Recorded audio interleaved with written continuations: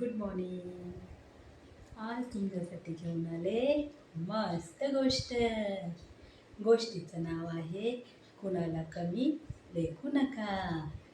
एकदा काय झालं, जंगलचा राजा सिंह दुपारी जंगलात आराम करत होता आणि झोपला असताना सगळे उंदीर आले आणि मस्तपैकी सिंहाच्या अंगावर खेळू लागले.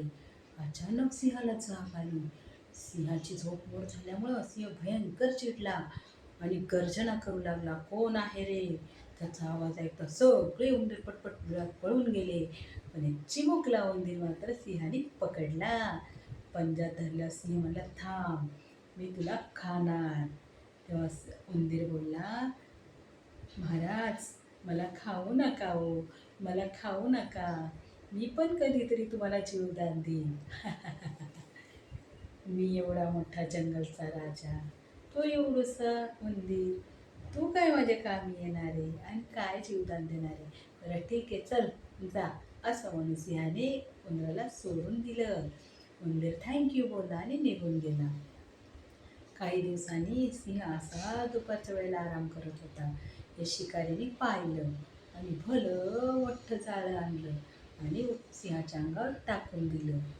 जेव्हा सिंहाने पाहिलं, अरे, आपण तर अडकले गेलो.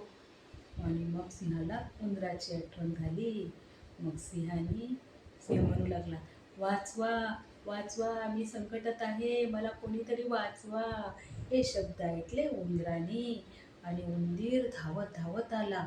अरे, हा तर महाराजांचाच आवाज. बघतो तर खरंच महाराज. हे तर मग म्हणे, महाराज, काही काळजी करू नका, फक्त 5 मिनिटात मी तुम्हाला बाहेर काढतो. आणि उंदराने सगळे त्याचे मित्र बोलवले.